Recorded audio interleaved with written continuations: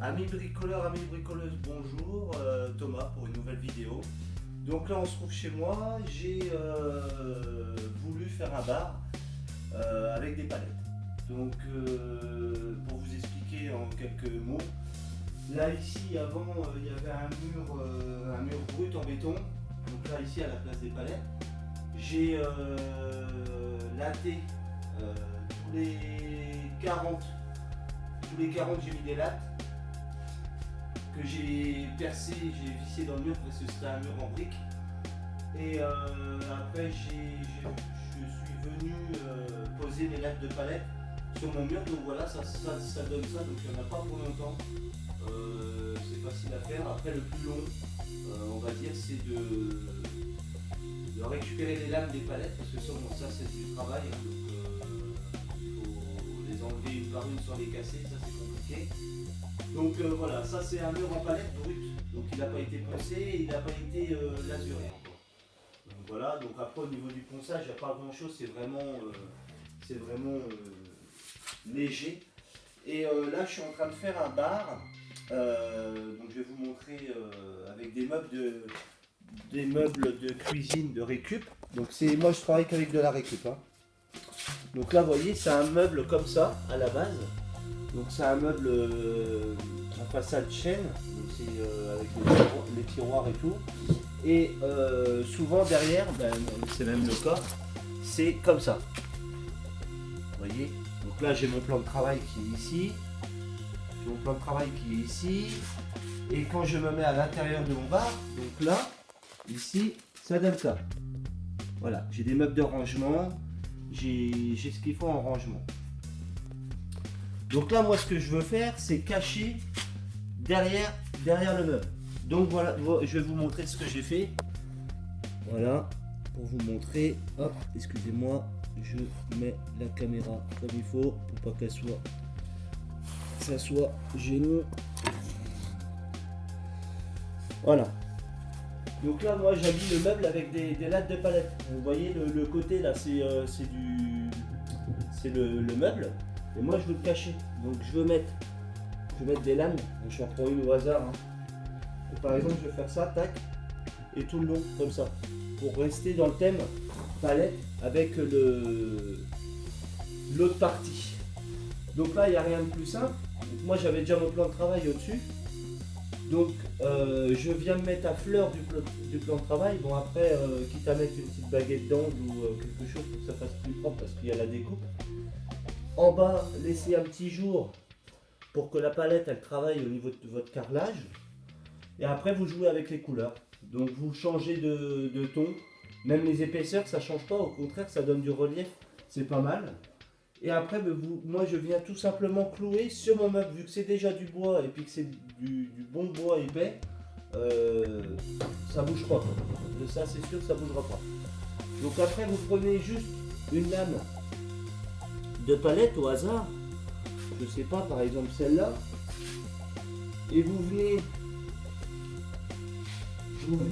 sur votre meuble ici, tac, vous choisissez le sens parce que bon, pour prendre la belle partie du bois, vous voyez, celle-là elle va pas par exemple, moi elle me plaît pas, j'en prends une autre, donc j'en ai fait plein, différents bouts de bois, hop, je viens poser ici, tac. Après, je prends mon crayon, je viens me mettre au ras de mon plan de travail. Voilà. Et après, je viens découper. Donc là, ça va faire un peu de bruit, excusez-moi. Donc une scie sauteuse. Hein. Une scie sauteuse. Hein. Et on coupe la palette. C'est parti pour le bruit.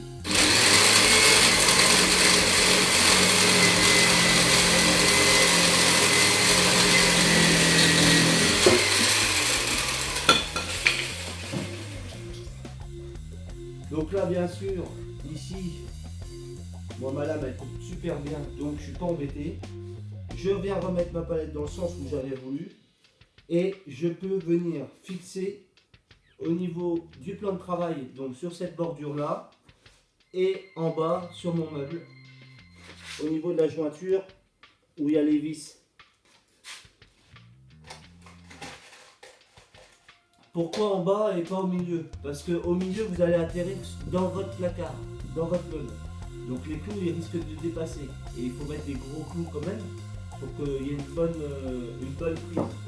Donc après tout simplement, petit marteau, vous prenez votre clou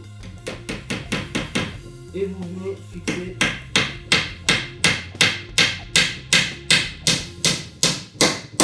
votre palette. Donc moi j'en mets 2, mais après si vous voulez en mettre plusieurs, il n'y a pas de souci. Donc moi j'ai pris des clous ordinaires. Donc ce genre de clous là, petits clous. Voilà. Mais après moi je voulais prendre des clous un peu style rouillé, tout ça. Mais je veux que ça avance et du coup je ne l'ai pas fait. Mais il y a possibilité de les faire rouiller. Vous les mettez tout simplement dans l'eau. Prenez des clous pas en acier inoxydable parce que sinon ça va pas aller. Prenez des clous en fer ordinaire. Vous les mettez, une petite astuce, vous les mettez dans l'eau, vous les laissez dehors. Et au bout de quelques jours, quelques semaines, vous pouvez récupérer vos clous. Ils sont rouillés et voilà, vous pouvez les mettre, ça fait un aspect rouillé. Bon, après, c'est un choix, c'est un goût. Hein. Moi je voulais le faire au début, mais du coup j'ai changé d'avis. Et comme je veux que ça avance pas mal, du coup, je mets des clous ordinaires. Donc après, une fois que vous faites ça, en fait, vous répétez l'opération plusieurs fois, c'est tout, hein, c'est la même opération à chaque fois.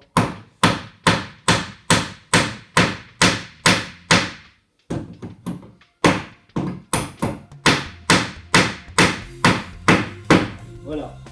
Et là, je vous dis, avant que ça bouge, vous pouvez y aller. Donc voilà, là ici pour l'angle, donc j'ai fait dépasser une palette d'environ 1 cm parce que les palettes à peu près de large, en standard à peu près, c'est 1 cm d'épais.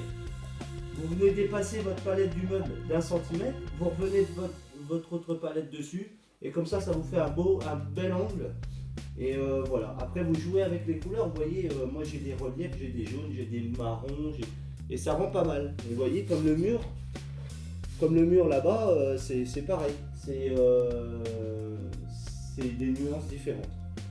Voilà, donc si vous avez des petites questions ou quoi que ce soit, n'hésitez pas, vous pouvez laisser un commentaire en dessous de la vidéo, et n'hésitez pas à mettre un petit pouce bleu, un petit j'aime, et de cliquer sur la clochette et de vous abonner.